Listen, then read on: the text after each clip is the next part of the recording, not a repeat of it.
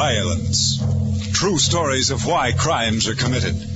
Presented in the hope that these factual cases will help you, the citizens, to understand the forces that motivate crime and to aid in its prevention. This is the story of violence.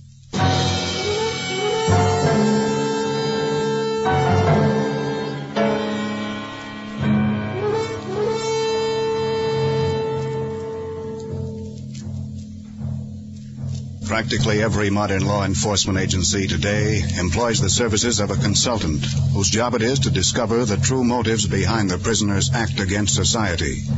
One of these consultants is Dr. Richard Morley. This is his report on the case of Arthur Bowman, who committed murder.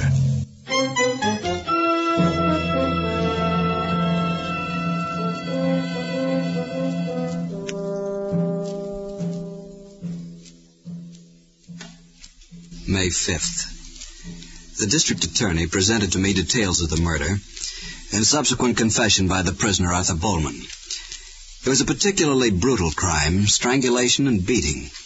The accused man was highly emotional during police questioning. He freely admitted to the crime but denied a motive. Bowman had no previous record, and neighbors testified to his excellent character. I had my first interview with the murderer that afternoon in the prison.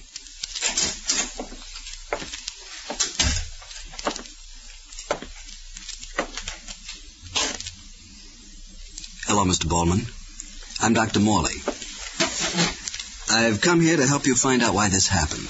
I don't know. I've told them. That's all right. Cigarette? No. You sure? It's all right if you want to. Thanks.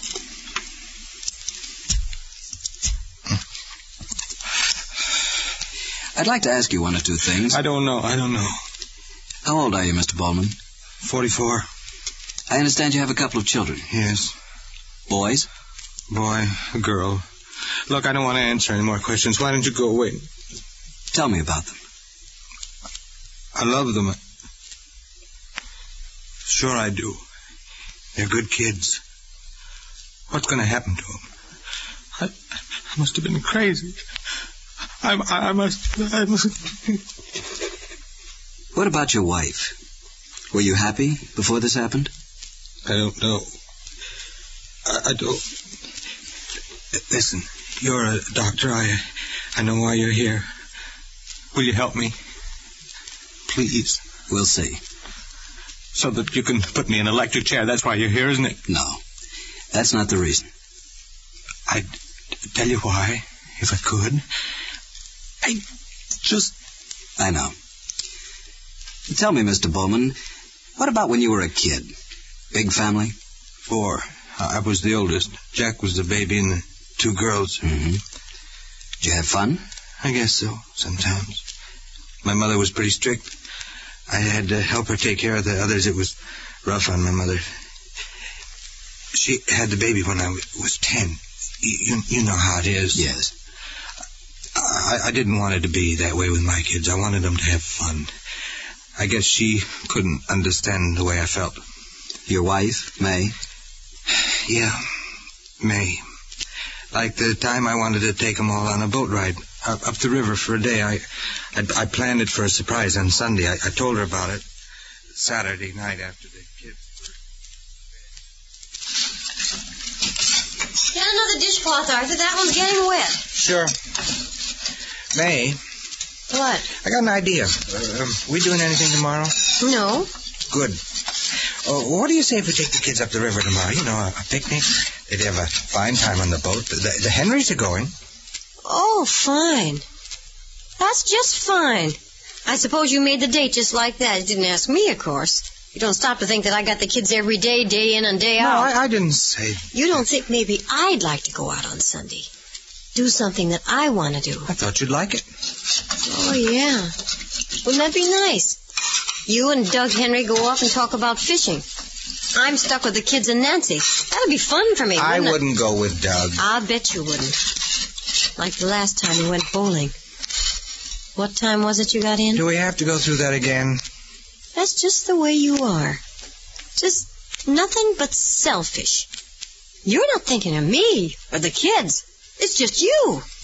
Well, I'm tired, too. You can think of me for once. I think of you. Oh, get out of my kitchen. I'm sick of it.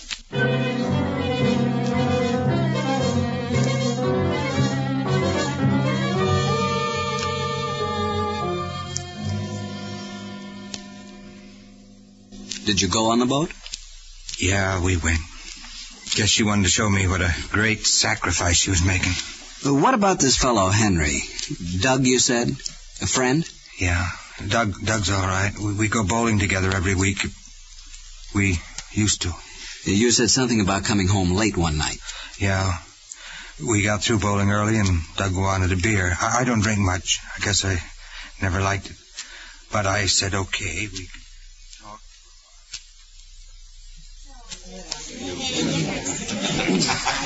Everything all right, sir? Oh, everything's great, honey, great. Another beer for me and my friend. No more for me, Don't Doctor. listen to him, honey. He thinks he's getting old. 2 beers. Sure, right away. Artie, I saw you. Nice-looking kid, huh? Doug, do you have any fun at home? Huh? You know what I mean. How do you get along with Nancy? Boy, she gets along with me. That's the way it is in my house. She gets along with me or else. But do you have any fun? Sure we do. I'm Tom Rover, the fun-loving Rover boy. I guess it would be nice. Huh? Oh, I don't know. That beer's kind of strong, you know, and I'm not used to it. Makes a man of you. A couple of more and you don't feel any pain, you know what I mean?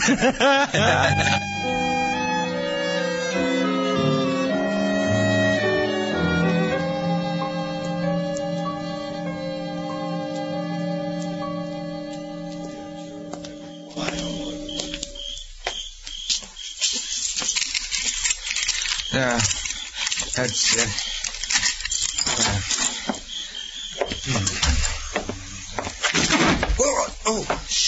Shh. Hey. Oh. Hello, May. Do you know what time it is? No. It's after 1. Nearly 2. Where have you been? With Doug. Gee, I didn't realize it was so late. You've been waiting up? You're drunk. Oh, I had a couple of beers with Doug, that's all. Doug. Sure, we got through bowling early. Did you? Oh, May, I'm sorry. Listen. No, you listen. I'm fed up. Coming home in the middle of the night, drunk. Disgusting. I'm ashamed for the neighbors.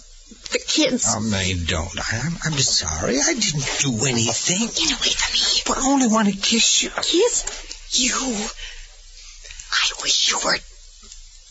What? You wish I was what? Keep your voice down. Maybe I wish sometimes, too. Huh? Maybe I do. Stop it. You'll wake up the kids. Well, let them wake up. Do them good. Dirty little spoiled brats. Let them wake. May, I'm sorry. I didn't mean what I said. May, please, I'm sorry. May.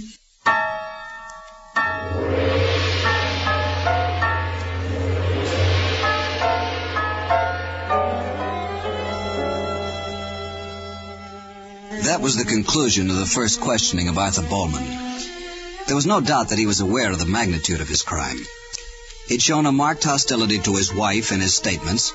There'd been no attempt to hide that, or his feeling of guilt concerning the night when he'd arrived home from his bowling party with Douglas Henry. On May 7th, Bowman spoke of his job, his employer, and the employer's secretary. His position with the company was minor, and he felt a great frustration in that fact. Other younger men came into the business and were promoted. He was not. Here, Bowman returned to his feeling of remorse over his wife and children. He wanted to talk about the puppy, which was brought into the home 2 weeks before the murder. She brought it for the kids. They all made a big fuss about it. I never liked dogs much. One night I came home, I was tired.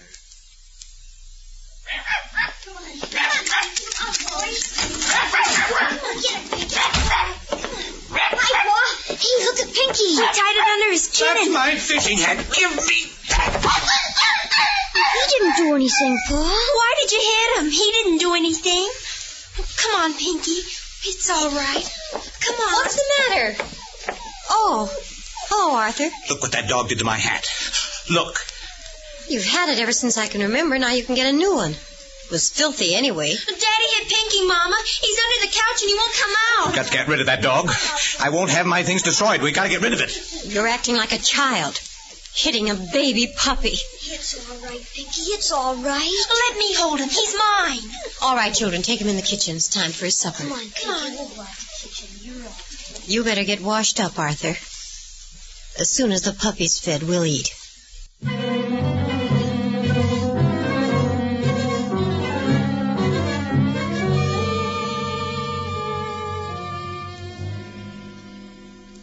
Do you know why you didn't like the dog, Mr. Bowman? Oh, I don't know. My mother had one when I was a kid. It was a big dog. I remember it bit me and I was scared of it, but she kept it anyway. Did you get rid of him? I mean, your children's puppy. Well, I wanted to, but they wouldn't let me. Always babying it. It made me sick. Then one morning I was on my way to work. I was a couple of minutes late. And Mr. Heston, he's my boss, like I told you.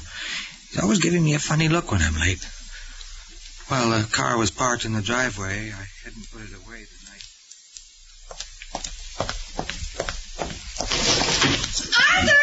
Yes? Have you seen Pinky? No. Well, he got out of the backyard. See if he's in the garage. I haven't got time. I'm late. Tell Terry to. All right, but look under the car, though, before you drive out. He might be there. Okay. Well, I hope there isn't much traffic. I'm going to be late.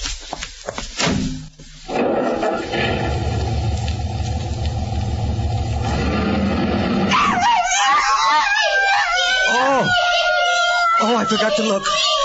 I didn't look. I did it. I killed it.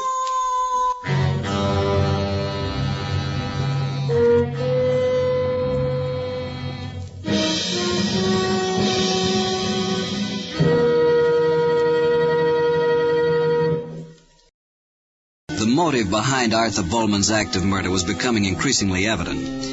The effect upon him by the domineering and strict mother was aggravated in later life by his unhappy and frustrated wife. The killing of the dog functioned only as a detonator. The total explosion was yet to come. On May the 9th, we held our fourth interview.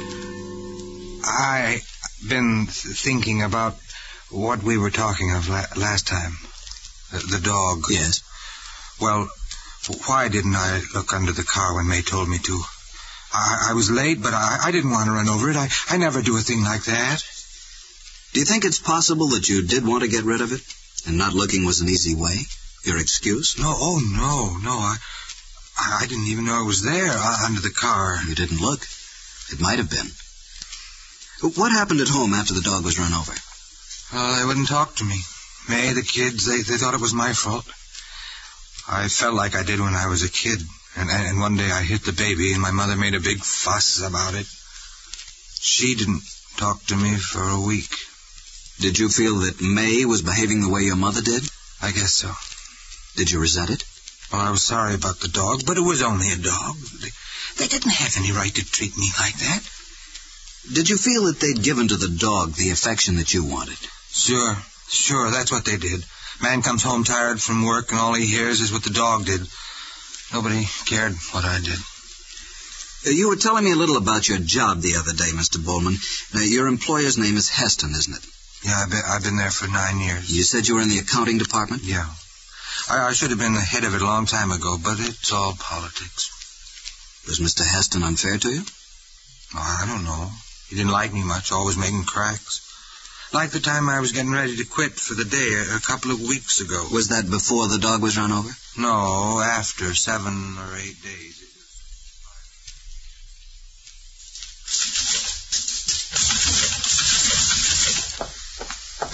All through, Arthur? Just about. Boss wants to see you before you go. Oh? Take it easy, Arthur. I'll see you in the morning.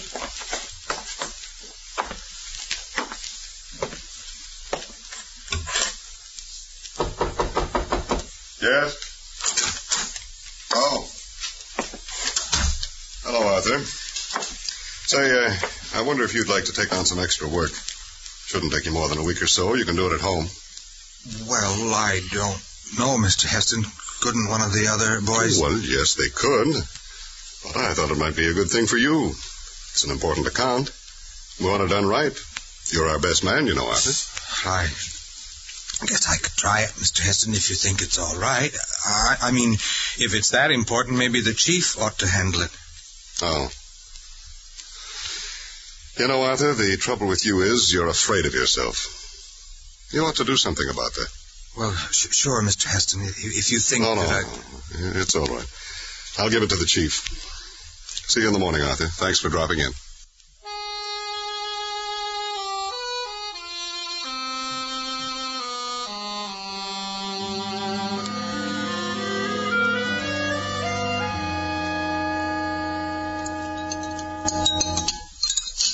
Can I have some more potatoes, Ma?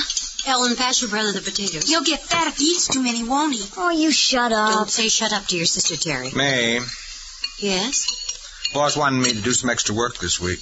Oh? Know what I told him? I said, no, Mr. Heston, that's what I said. Can you imagine? Now he's trying to get me to do everybody else's job as well. Not good enough for promotion. Maybe it'd have been smart to take it. For what? I know Heston. He's waiting for me to make a mistake so he can ease me out. Well, I'm smart. I'm not making any mistakes. Oh, you're smart, all right. Get your hand out of the butter, Terry. Oh, yes, you're so smart. Everybody's wrong, and you're right. Don't stay on the right side of the boss. You tell him how smart you are. You know everything. You think I should have done it? All I know is you've had the same job for 9 years. 4 raises. I noticed Doug Henry's the head of his department at the store. You're siding with Heston, too, huh? Everything I do stinks. Everything anybody else Don't does... you use that language in front of the children. Shut up! Shut up! And that dog...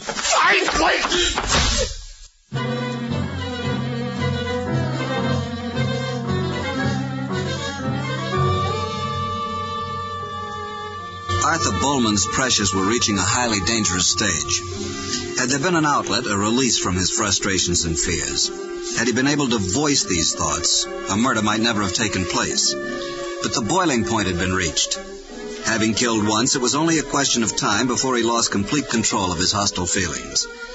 On the 10th of May, he began to tell me about the day which ended in death. I guess I didn't eat much for breakfast that morning.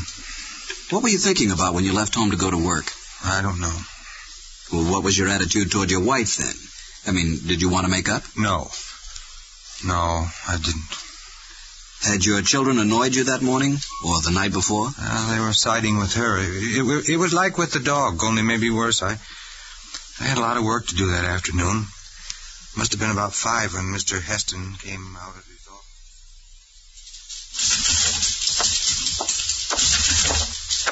Arthur. Would you take a look at this for a minute? Well, sure, Mr. Heston. There seems to be a discrepancy in the figures to the Southern Metals April accounts. You took care of these, didn't you? Yes, sir. Well, they've been checked twice now. Their boys and the chief. I'm afraid you made a slip. I'm sorry, Mr. Heston. No, it's all right. Just be more careful, will you?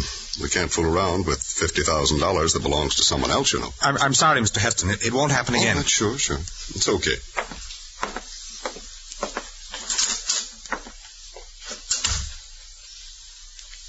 You all right, Arthur? Huh? Oh, sure. Don't let it get you. You're entitled to one mistake. Oh, yes. That reminds me, could you do me a favor? Oh, I guess so. My car's in the garage. Won't be ready until tomorrow. Would you drop me off on your way home? Unless you're... Oh, no, that's okay. Sure, be glad to. Thanks.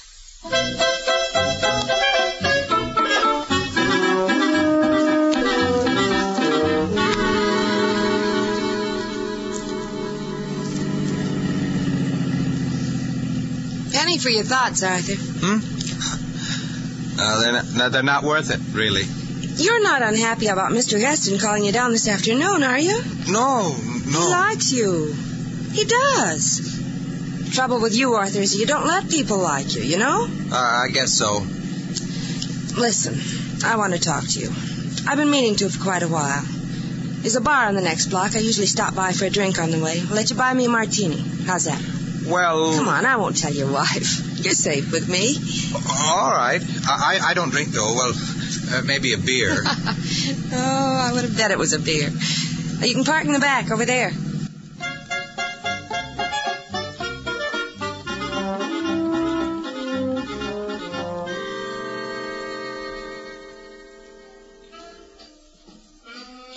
Here's to you, Arthur. Don't you ever drink anything except beer? No, I don't drink much. I can see that. This is my second. You're still nursing your first. I'm sorry. Oh, for heaven's sake. Stop being sorry. That's the first thing. Why are you always sorry? I don't know. I'll tell you something. You know what Mr. Heston thinks about you? No. Well, I'm going to tell you, and it's for your own good. Sure, I understand. He thinks you're wishy-washy. He thinks you've got what it takes, but you're wishy-washy. I don't... You know Heston. He's a nice guy, but he wants a man to say what he thinks. Well, you've been sitting behind that adding machine for 9 years. You could have been head of department by now, even Heston's assistant, but you're wishy-washy. I guess that's the way I am. There you go again. You don't even fight. Don't you ever fight? I'm telling you this for your own good, Arthur. I know. What does your wife say? Well, she says the same thing, I suppose. There you are. Don't you ever get mad? Don't you want to hit somebody, make them listen to you? No, I don't get mad. That's the trouble. You're a good-looking man, Arthur. You're not so old. You could do big things. But you've got to stop being wishy-washy. If I hadn't got married when I did, I was very young then, you know. Maybe I'd be different. Maybe that's it. Don't you love your wife? I don't know. I think so. I don't know. You ought to go out on a binge. That's what you need. And I'm the girl who can take care of it. Call the waiter, Arthur. A nice, loud voice now. You call him. Yeah, sure. Waiter.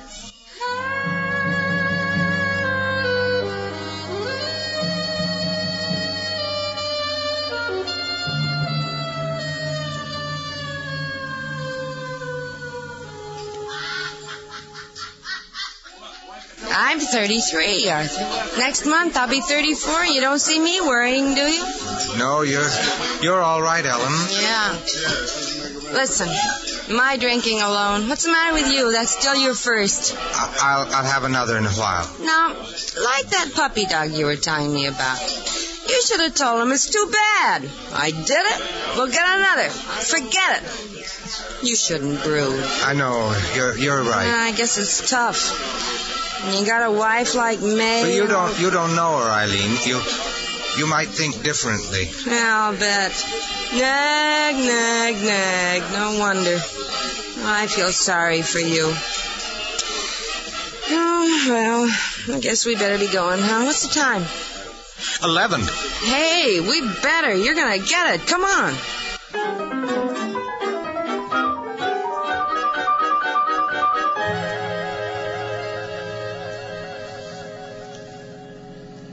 You turn right at the block after next. That's my street, Arthur. Yes. You mad because of the way I talk tonight? No. It's for your own good. I hate to see you sitting in the office like you do, a nice-looking fellow like you. It's all right. Listen, you can come up for a nightcap if you want. I haven't got any beer, but I'll be glad. I'd like to, Eileen, but... Well, then, if you'd like to, come on up. Well... It's on the right, beyond the empty lot there. All right. You know, if I was a man, next time your wife made any kind of a crack, stand up for yourself. Tell her what you think. Oh, this is it, Arthur.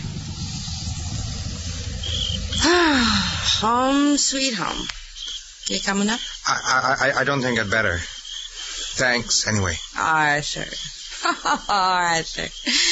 Oh, you kill me. You really do. You're even afraid of me. You're afraid of yourself. You're afraid of your wife. I know what's the matter with you. It's late, Eileen. You're wishy-washy.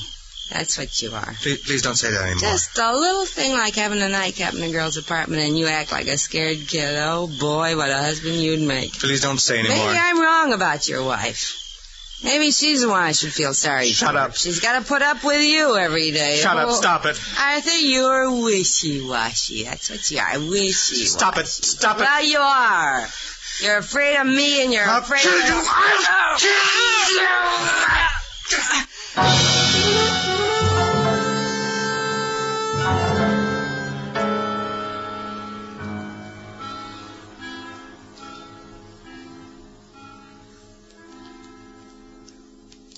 What did you do after that? I knew she was dead. I just opened the door. She fell out on the sidewalk. I went home. Do you know that it was wrong to kill her? Yes. Yes, I know. How did you feel toward your wife then? I was sorry, I guess. I mean, the trouble it's going to mean. But why, Doctor? Why did I kill?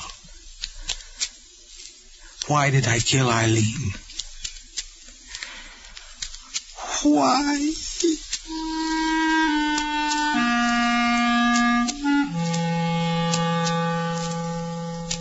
Why did Arthur Bowman kill a comparative stranger? It might have been any woman, any stranger. It happened to be Eileen.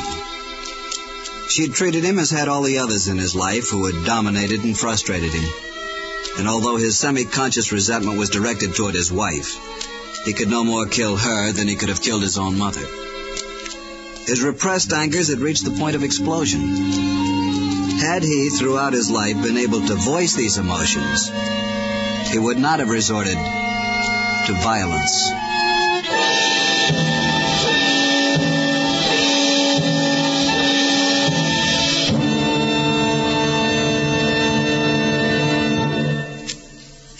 Arthur Bowman was brought to trial in August. More than 24 witnesses, including his employer, John Heston, appeared in his behalf.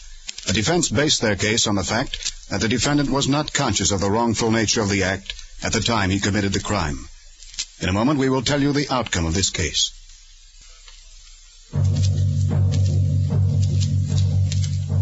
Now for the outcome of the trial of Arthur Bowman. The attempt on the part of the defense to prove Bowman legally insane was unsuccessful, and the jury found him guilty. He was convicted of murder.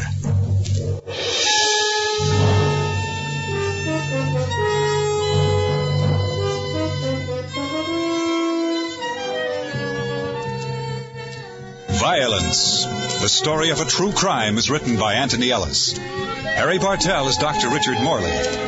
Supporting Mr. Bartell were Ted Osborne as Arthur Bowman, Jeanette Nolan as May, and Virginia Gregg as Eileen. Featured in the cast were Lou Merrill, Bill Boucher, Richard Beals, Janine Ann Roos, and John Stevenson and David Light. Violence is directed by Norman MacDonald. The special music is composed and conducted by Marlon Skiles. Clarence Cassell speaking. This is the CBS Radio Network.